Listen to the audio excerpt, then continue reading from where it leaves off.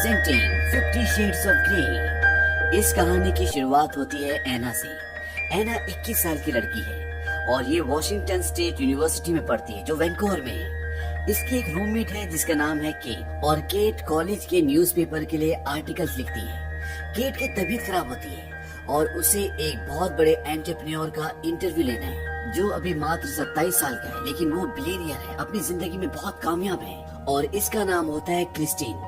अब केट की तबीयत खराब है, इसीलिए एना को उसकी जगह क्रिस्टीन के पास जाना पड़ता है ताकि वो उसका इंटरव्यू ले ले। अब एना क्रिस्टीन के ऑफिस पहुंचती है। ये एक शानदार ऑफिस होता है और एना यहाँ पर थोड़ी सी घबराई हुई होती है क्योंकि ये उसका काम नहीं है। इसके बाद वो क्रिस्टीन से सवाल पूछती है, लेकिन इसमें उसका एक भी सवाल नहीं होता। वो सारे के सारे सवाल पढ़ रही होती है। क्रिस्टीन उसके सारे सवालों के जवाब नहीं देता क्योंकि उसमें कुछ ऐसे सवाल होते हैं जिनके जवाब क्रिस्टीन नहीं देना चाहता। उसमें एक सवाल ये भी होता है जिसमें एना उससे ये पूछती है, क्या आप गे हैं? क्रिस्टीन बोलते कि नहीं, मैं गे नहीं हूँ। एना कहती कि माफ करना, यहाँ पर जो लिखा है मैं बस पढ़ रही हूँ। हालांकि क्रिस्टीन ने उसे मात्र 10 मिनट दिए होते हैं, लेकिन 10 मिनट पूरे होने के बाद भी वो उससे बात कर रहा होता है क्योंकि कहीं न कहीं वो उसकी मासूमियत से, उसकी सुंदरता से अट्रैक्टेड होता है। क्रिस्टीन एना से बोलता है, तुम ऐसा सवाल क्यों नहीं पूछती जो तुम जानना चाहती हो? एना उससे पूछती है कि अभी अभी आपने बताया कि कुछ लोग हैं जो आपको अच्छे से जानते हैं, लेकिन मुझे ऐसा क्यों लगता है कि आपको कोई भी नहीं जानता। इस बात से वो इम्प्रेस्ड हो जाता है। इसी बीच उसकी सेक्रेटरी आती है और वो कहती है कि आपकी अगली मीटिंग का टाइम हो गया। लेकिन क्रिस्टीन एना से और भी बात करना चाहता है। वो उससे पूछता है कि ग्रेजुएशन के बाद तुम क्या करना चाहती हो? वो कहते हैं कि मैं यहाँ सिएटल में शिफ्ट होना चाहती हूँ। क्रिस्टीन उसे बोलता है कि हमारी कंपनी में तुम्हारे लिए एक इंटर्नशिप का ऑफर है, लेकिन एना कहती है कि मुझे नहीं लगता कि मैं यहाँ पर कर पाऊंगी। और इसके बाद जब वो जारी होती है, क्रिस्टीन उससे पूछता है कि मुझे लगता है कि तुम्हारे सारे सवालों के जवाब तुम्हें मिल गए होंगे। एना बोलते कि आपने तो सिर्फ 4 ही सवालों के जवाब दिए और क्रिस्टीन उससे वो पेपर ले लेता है जिस पर सारे सवाल लिखे होते हैं और एना वहाँ से चली जाती है। एना जब केट के पास पहुंचती है तो वो उसे बोलने वाली होती है कि उसने 4 ही सवालों के जवाब दिए, लेकिन उसके बोलने से पहले केट बोलती है कि तुमने बहुत अच्छा काम किया। अभी अभी क्रिस्टीन का मुझे मेल आया और उसने सारे सवालों के जवाब दे दिए। केट उससे पूछती है कि तुम्हें क्रिस्टीन कैसे लगा? वो बोलते कि काफी अच्छा था, सभ्य था, समझदार था। दरअसल कहीं न कहीं उसकी सभ्यता से, उसके अच्छे व्यवहार से एना भी उससे काफी इम्प्रेस होती है। अब एना कॉलेज के साथ साथ एक हार्डवेयर की दुकान पर काम भी करती है और जब अगले दिन वो काम पर जाती है तो वहाँ पर क्रिस्टीन भी आता है और वो उसकी हार्डवेयर की दुकान से कुछ टेप, कुछ रस्सियाँ, इस तरह की कई चीजें लेता है। एना उसे थैंक्स बोलते है कि आपने केट को सारे सवालों के जवाब दे दिए। वो बहुत खुश थी, लेकिन उसके पास आपका कोई क्लियर फोटो नहीं है, इसके लिए वो परेशान है। क्रिस्टीन बोलता है कि कल मैं आसपास ही रहूंगा, अगर वो चाहे तो मेरा फोटो ले सकती है और वो एना को अपना फोन नंबर देता है। वो कहता है कल मुझे फोटो के लिए फोन करना। और अगले दिन केट, एना और इनका एक दोस्त क्रिस्टीन की फोटो खींचने के लिए जाते हैं। फोटो सेशन के बाद क्रिस्टीन एना के साथ कॉफी पीने जाता है और अब धीरे धीरे इनकी दोस्ती आगे बढ़ रही है। क्रिस्टीन एना से उसकी फैमिली के बारे में पूछता है। एना बताती है कि मेरे पिता बचपन में ही गुजर गए थे, उसके बाद मेरे सौतेले पिता ने मुझे पाला। वो बहुत अच्छे हैं, मुझसे बहुत प्यार करते हैं, लेकिन मेरी मॉम की अभी 4थी शादी है, वो बहुत रोमांटिक है। क्रिस्टीन बोलता है और तुम? एना कहते कि मुझे रोमांटिक होना चाहिए क्योंकि मैं इंग्लिश लिटरेचर पढ़ती हूँ, पता नहीं मैं रोमांटिक हूँ कि नहीं। क्रिस्टीन को एना बहुत इनोसेंट लगती है और वो कहता है कि हमें चलना चाहिए। एना उससे पूछते क्या तुम्हारी गर्लफ्रेंड है? वो कहता है कि मैं गर्लफ्रेंड की बात नहीं करता।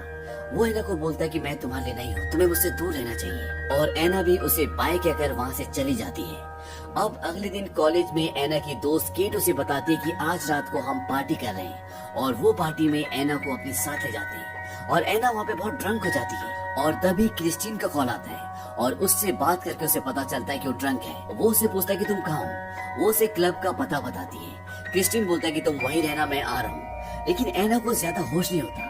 अब एना का जो एक दोस्त होता है वो उसे बोलता है कि मैं तुम्हें बहुत पसंद करता हूँ और वो उसे किस करने की कोशिश करता है। एना उसे मना करती है, लेकिन फिर भी वो उसे किस करने की कोशिश कर रहा होता है और तभी वहाँ पे क्रिस्टीन आ जाता है। वो उसे धक्का देता है, वो बोलता है उसने मना किया और वो एना को अपने साथ ले जाता है। और अगले दिन जब एना की आंखें खुलती है तो वो होटल के कमरे में होती है और क्रिस्टीन भी वहाँ पर होता है। हालांकि इन्होंने कुछ भी नहीं किया होता। एना उससे बोलती है कि तुमने मेरे घर पर किताबें क्यों भिजवाई थी? दरअसल क्रिस्टीन ने एना के लिए थॉमस हार्डी की नोवेल की फर्स्ट एडिशन की कॉपीज भिजवाई थी जो कि बहुत महंगी होती है। क्रिस्टीन कहता है कि वो मैंने इसलिए भिजवाई थी क्योंकि मैं तुमसे माफी मांगना चाहता था। एना बोलती किस लिए? वो कहता है कि मैं रोमांस नहीं करता, मेरी पसंद बहुत अलग है और मैं तब तक तुम्हें नहीं छूंगा जब तक तुम्हारी सहमति ना हो। एना कुछ भी नहीं समझ पाती और इसके बाद वो वहाँ से चले जाते हैं। लेकिन जब ये दोनों लिफ्ट में होते हैं तो ये एक दूसरे को पहली बार किस करते हैं। इसके बाद वो ऐना को घर छोड़ता है और उसे बोलता है कि मैं तुम्हें बाद में मिलूंगा। ऐना बहुत खुश है क्योंकि वो भी क्रिस्टीन को बहुत पसंद करती है। अगली रात को क्रिस्टीन ऐना को हेलीकॉप्टर से अपने घर ले जाता है। उसका घर बहुत ही आलीशान होता है और वहाँ पर क्रिस्टीन ऐना को एक एग्रीमेंट, एक कॉन्ट्रैक्ट साइन करने के लिए कहता है। वो कहता है कि इसमें ये लिखा है कि हमारे बीच में जो भी बातें होंगी उसके बारे में तुम कभी किसी को नहीं बताओगी। ऐना कहती है कि वैसे भी मैं हमारे बारे में कभी किसी को नहीं बताती और वो उस कॉन्ट्रैक्ट पर साइन कर देती है। इसके बाद ऐना पूछती है क्या अब हम प्यार करेंगे। क्रिस्टीन कहता है कि मेरे बारे में 2 बातें तुम अच्छी तरह समझ लो, मैं कभी किसी से प्यार नहीं करता, बस मैं लड़कियों के फिजिकली क्लोज जाता हूँ। ऐना पूछती है और दूसरी बात। क्रिस्टीन उसे अपने कमरे में ले जाता है। वहाँ पर बहुत सारे BDMS टॉयज होते हैं। ऐना क्रिस्टीन से पूछती है क्या तुम निराश हो। वो कहता है नहीं, मैं डोमिनेंट हूँ और मैं चाहता हूँ कि तुम मेरे सामने आत्मसमर्पण कर दो। ऐना बोलती है कि मैं ऐसा क्यों करूँ। क्रिस्टीन बोलता है कि मुझे खुश करने के लिए, अगर तुम मुझे खुश करोगे तो मैं तुम्हें इनाम दूंगा। ऐना पूछती है कि अगर मैं खुश ना कर पाई। वो बोलता है तो तुम्हें सजा मिलेगी। इसके बाद क्रिस्टीन ऐना को उसका कमरा दिखाता है। वो कहता है कि अगर हमारे बीच में सब कुछ ठीक रहा तो ये कमरा तुम्हारा होगा। ऐना बोलती है क्या हम दोनों यहाँ पर साथ सोएंगे। क्रिस्टीन बोलता है कि मैं कभी किसी के साथ नहीं सोता। क्रिस्टीन ऐना को ये भी बताता है कि कुछ भी करने से पहले तुम्हें एक कॉन्ट्रैक्ट और साइन करना पड़ेगा। उसमें बहुत सारी शर्तें हैं, अगर तुम्हें वो सभी शर्तें मंजूर होगी तभी हम आगे कुछ करेंगे। अब बातों ही बातों में क्रिस्टीन को यहाँ पर ये पता चलता है कि ऐना कभी भी किसी लड़के के क्लोज नहीं गई, यानी कि उसने कभी फिजिकल रिलेशनशिप बनाए नहीं। इस बात से वो बहुत प्रभावित होता है और इसके बाद उन दोनों के बीच में फिजिकल रिलेशनशिप डिवेलप हो जाता है। अब ये धीरे धीरे और भी एक दूसरे के क्लोज होना शुरू हो जाते हैं और अगली सुबह एक बार फिर ये फिजिकली एक दूसरे के बहुत करीब आ जाते हैं। अब इसी दौरान क्रिस्टीन की मॉम भी घर पर आ जाती है और वो जब क्रिस्टीन को ऐना के साथ देखती है तो उसे बहुत खुशी होती है क्योंकि इससे पहले उसने क्रिस्टीन को किसी भी लड़की के साथ नहीं देखा था। उसकी मॉम को ये लगता था कि क्रिस्टीन होमोसेक्सुअल है, जैसा कि लोग बातें किया करते थे, और वो ऐना से मिलकर खुश होती है और ऐना को अपने घर पर आने के लिए इनवाइट भी करती है। अब क्रिस्टीन की मॉम के जाने के बाद ऐना क्रिस्टीन की उन सारी शर्तों के लिए मना कर देती है जो उसने उससे एक रात पहले कही थी। दरअसल वो उसके सामने समर्पित नहीं होना चाहती, इसीलिए वो उसके इस प्रपोजल को मना कर देती है। क्रिस्टीन ऐना को घर छोड़ने के लिए जाता है और रास्ते में क्रिस्टीन ऐना को ये भी बताता है कि उसका पहला फिजिकल रिलेशनशिप उसकी मॉम की दोस्त के साथ हुआ था जब वो 15 साल का था। उनका रिश्ता 6 साल तक रहा और अब वो नॉर्मल दोस्तों की तरह बात करते हैं। क्रिस्टीन ऐना को वो कॉन्ट्रैक्ट भी देता है जिसके बारे में उसने उसे बताया होता है। वो बोलता है कि इसे पढ़ लेना। ऐना उस कॉन्ट्रैक्ट को लेकर वहाँ से निकल जाती है। इसी बीच क्रिस्टीन ऐना को बहुत सारे गिफ्ट भी भेजता है। वो चाहता है कि ऐना उसकी बात को मान जाए। ऐना उसके कॉन्ट्रैक्ट को पढ़ती है। उसमें ये लिखा होता है कि तुम अगर इस कॉन्ट्रैक्ट पे साइन करते हो तो तुम किसी के भी फिजिकली क्लोज नहीं हो सकते। और जब क्रिस्टीन और ऐना एक दूसरे के फिजिकली क्लोज आएंगे तो ऐना को क्रिस्टीन को सर या मिस्टर ग्रे कहकर बुलाना होगा। और इसके अलावा भी उस कॉन्ट्रैक्ट में बहुत सारी अलग अलग शर्तें, बहुत सारी अलग अलग बातें होती हैं। और इन सब बातों को जानने और इन चीजों के बारे में समझने के बाद ऐना ये डिसाइड करती है कि वो क्रिस्टीन से अब रिश्ता नहीं रखेगी, क्योंकि इस रिश्ते में प्यार नहीं है, सिर्फ एक फिजिकल रिलेशनशिप है जिसमें ऐना को सिर्फ दर्द मिलेगा। और वो क्रिस्टीन को लिखती है कि नाइस नोइंग यू। इस मैसेज को पढ़ने के बाद क्रिस्टीन रात को ऐना के घर पर आ जाता है। वो घर पर अकेली होती है और एक बार फिर क्रिस्टीन और ऐना फिजिकल रिलेशनशिप बनाते हैं। ऐना क्रिस्टीन को सच में बहुत पसंद करती है, लेकिन उसकी जो शर्तें होती हैं वो उसे मंजूर नहीं होती और इसीलिए उसने अभी तक कॉन्ट्रैक्ट साइन नहीं किया। लेकिन बिना कॉन्ट्रैक्ट साइन किए भी ये दोनों एक दूसरे के फिजिकली क्लोज आ जाते हैं। ऐना क्रिस्टीन को कहते हैं कि आज रात तुम यहीं पर सो जाओ, लेकिन क्रिस्टीन बोलता है कि मैंने तुम्हें बताया था मैं किसी के साथ नहीं सोता। हालांकि वो एक बार पहले उसके साथ सो चुका है, लेकिन वो दोबारा ऐसा नहीं करना चाहता। क्रिस्टीन किसी के भी साथ फिजिकल रिलेशनशिप तो बना सकता है, लेकिन वो उसके साथ सोता नहीं है, ये उसका रूल है। क्रिस्टीन वहाँ से चला जाता है और इसके बाद इन दोनों की चैटिंग होती है और चैट में ऐना ये बोलते हैं कि मैं इस कॉन्ट्रैक्ट को साइन करने के लिए तैयार हूँ, लेकिन इससे पहले मैं एक ऑफिशियल मीटिंग चाहती हूँ। और इन दोनों के बीच में एक ऑफिशियल मीटिंग्स होती है और इस मीटिंग में क्रिस्टीन और ऐना उन सारे पॉइंट्स को डिस्कस करते हैं जो उस कॉन्ट्रैक्ट में होते हैं। ऐना बहुत सारे पॉइंट्स को हटवा देती है क्योंकि बहुत ही पेनफुल होते हैं, ऐना को पसंद नहीं होती और क्रिस्टीन भी उन्हें हटा देता है। लेकिन अभी भी ऐना उस कॉन्ट्रैक्ट को साइन नहीं करती। क्रिस्टीन ऐना को बाहर छोड़ने जाता है वहाँ पर एना की गाड़ी भी होती है जो कि बहुत ही नॉर्मल होती है। एना बोलती है ये है मेरी गाड़ी, बहुत बढ़िया है ना। दरअसल एना क्रिस्टीन को ये बताना चाहती है कि वो बहुत ही सिंपल परिवार से आती है। एना वहाँ से चली जाती है। एना ने अभी तक कॉन्ट्रैक्ट को साइन नहीं किया क्योंकि वो समझ चुकी है कि इन दोनों के बीच में जो रिश्ता होगा वो रोमांटिक नहीं होगा, उसमें सिर्फ एक सेक्सुअल डिजायर होगी और इस डिजायर में एना को सिर्फ दर्द मिलेगा।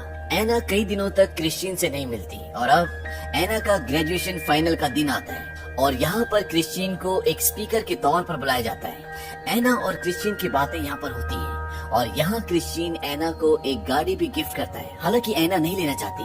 क्रिस्टीन उसकी पुरानी गाड़ी अपने ड्राइवर को बोल के बिकवा देता है और उसको बिना बताए वो उसे ये खूबसूरत तोहफा देता है। लेकिन अभी भी क्रिस्टीन के बिहेवियर से एना बहुत ही डिस्ट्रैक्ट रहती है और जब एना की मॉम का कॉल आता है तो वो देखती है कि उनकी बेटी परेशान है, इसीलिए एना की मॉम उसे अपने पास बुला लेती है और जब वो वहाँ पर होती है तो क्रिस्टीन भी वहाँ पर आता है और वो दोनों वहाँ से निकलकर सेपरेटली मिलते हैं और यहाँ पर एक बार फिर से इनके बीच में फिजिकल रिलेशनशिप डेवलप होता है और ये इस बार उस तरह से होता है जिस तरह से क्रिस्टीन चाहता है। वो उस पर अपने BDMS टॉयज का इस्तेमाल करता है लेकिन ये इतना पेनफुल नहीं होता। एना को इतना दर्द नहीं होता, उसे अच्छा लगता है और अगले दिन वो उसे अपनी फैमिली से मिलवाने के लिए भी ले जाता है। वो उनके साथ डिनर करती है और डिनर के बाद क्रिस्टीन उसे अकेले में ले जाता है। वो उसे बोलता है कि तुम मेरी हो।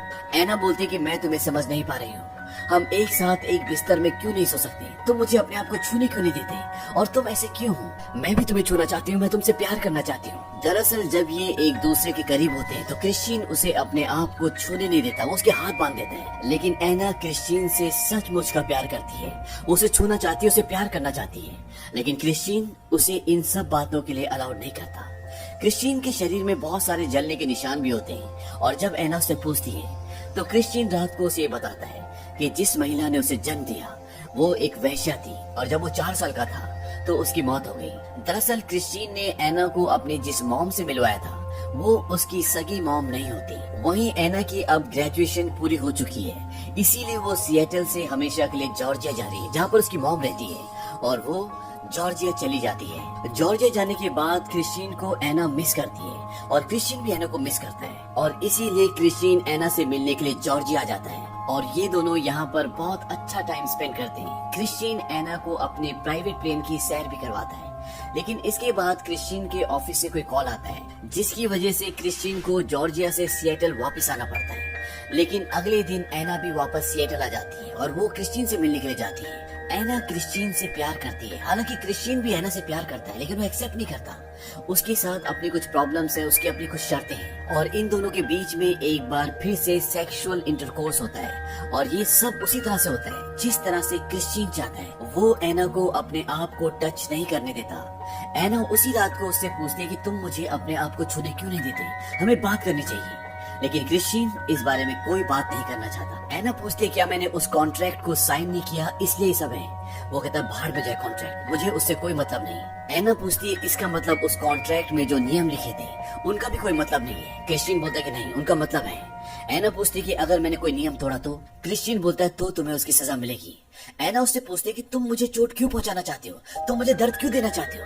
वो कहता है कि मैं ऐसे हूँ, मैं 50 शेड्स ऑफ फक्ड अप हूँ। एना बोलती है ठीक है, तुम्हें समझने का सिर्फ एक ही तरीका है, तुम मुझे सजा दो, मैं देखना चाहती हूँ कि तुम मुझे कौन सी सजा देती हो। इसके बाद वो एना को बोलता है कि मैं तुम्हें 6 बार मारूंगा और हर बार तुम मेरे साथ गिनोगी और वो एना को हर बार बहुत जोर से मारता है। एना को इससे बहुत दर्द होता है और जब उसकी सजा खत्म हो जाती है तो क्रिस्टीन उसके पास आना चाहता है लेकिन एना उसे मना कर देती। वो कहती है कि मेरे पास मत आना, क्या तुम यही चाहते हो मुझे इस हालत में देखना? क्या तुम्हें इन सब से संतुष्टि मिलती है? क्रिस्टीन के पास इन सब बातों का कोई जवाब नहीं होता। दरअसल उसके साथ उसकी कुछ साइकोलॉजिकल प्रॉब्लम्स होती है जिसके बारे में अभी भी एना को कुछ समझ में नहीं आया और एना वहाँ से चली जाती है। रात को जब एना अपने रूम में होती है तो क्रिस्टीन वहाँ पर आता है। एना क्रिस्टीन से बोलती है कि मेरे साथ फिर कभी ऐसा मत करना, मैं वो नहीं हूँ जो तुम चाहते हो। क्रिस्टीन बोलता है कि तुम सब कुछ हो।